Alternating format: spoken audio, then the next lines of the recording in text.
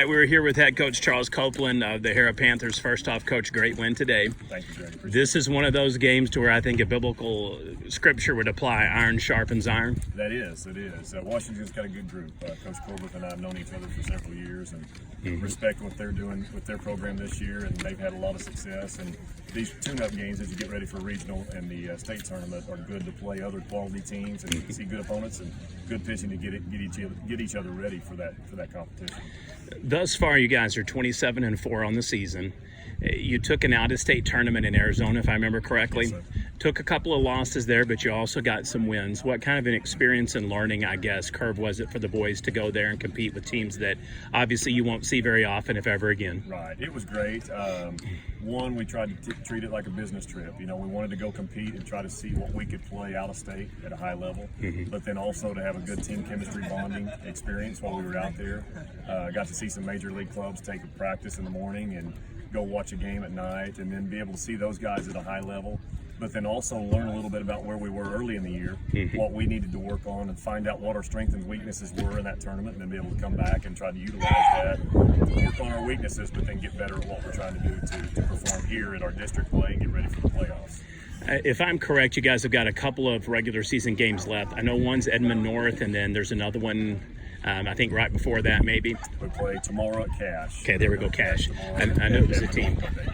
So when you had looked at the schedule starting this season, let's just say 33 games played, a couple of them that probably got scratched due to weather, but would you have been happy? Would you have been thrilled? Would you have been disappointed to be sitting at 27-4? We had a high expectation. I will be honest. We had that coming in, and so we're excited and we're thrilled to answer that question about where we are and where we're heading into the playoffs.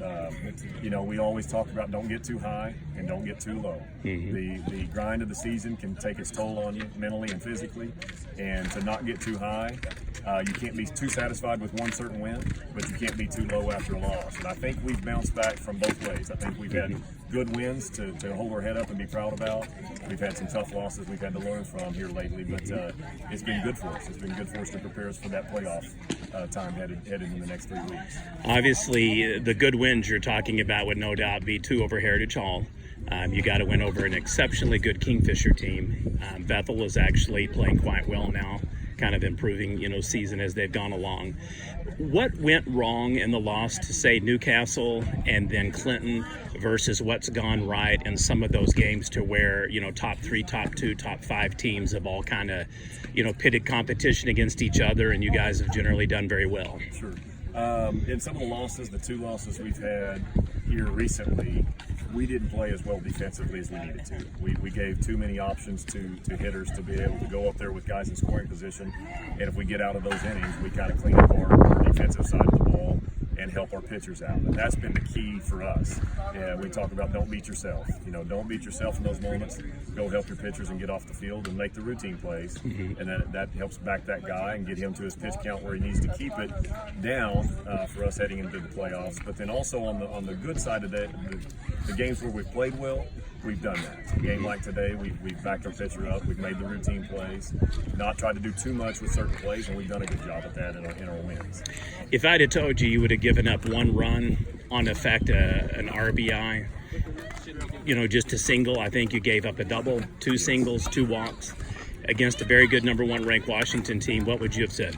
It's a quality win. They've got a good group. They're a very, very good group, and you can't take an opponent lightly, especially in this circumstance. And we respect their program. Jeff does a great job, and those guys are good athletes and they're well-rounded players. And so for us to come in and play well, we were excited to be able to have the challenge here at home and to be able to enjoy doing that. But we're excited where we're headed in the right direction, hopefully in the next 2 to 3 weeks.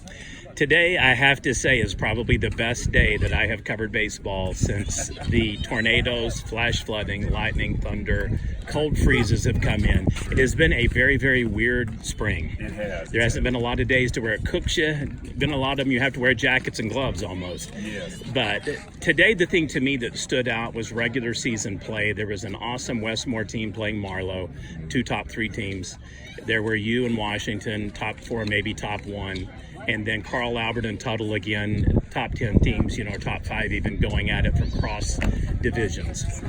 From a baseball point of view, do these types of days make it exciting for you as a coach? Does it make it more difficult because of the pressure of not supposed to lose to the smaller class, or do you take it as just a way to say, man, this is our part to make baseball the way it should be? For high school baseball, it's a great day. You know, all the smaller classes are playing the regionals. All of the 3A, 4A, 2A, 3A, and 4A are playing their district or by-district rounds. And then for the guys in 4A and 3A that have a bye, to be able to meet up with these guys that are respectable programs in those top 5 or top 3, like you mentioned, is an awesome day for high school baseball. And you couldn't ask for more beautiful weather. You know, to get to play on a day like today and be blessed to play good teams is awesome. And so those teams you mentioned are all great programs. You know, highly sought about as far as their competition level. The guys that know when they've got a bye, you're going to call one of those programs to play and have an opportunity to get better and get ready for the playoffs. And so, sure, it's awesome high school baseball for this time of year to get to see those guys and have that respect for each other to get to, like you mentioned at the beginning, that iron sharpens iron and have a chance to play each other. So final question, we know who your next 2 games are. You guys basically have your assignment now. Who will the Panthers be playing next week or even in this weekend? Well, on our side of the regional, it will be Elk City plays Bridge Creek today. Okay. And then Tuttle also got a bye, and then Bing plays Bethel today. The winners of those 2 with the Elk City series and the Bing series, those guys, if they both win 2 out of 3, or whoever wins those 2 out of 3, will be here with us in Tuttle for the regional. That will start next week on Thursday, Friday, and Saturday. And you will be hosting, correct? We will be here, yes. Just wanting to clarify. All right, thank you, Coach. Appreciate your time. Congratulations. I've been keeping my eye on you guys. I appreciate all the shares, tweets, likes, and favorites. Well, thanks. And you Thanks guys for keep being plugging here. along. We're glad to have you.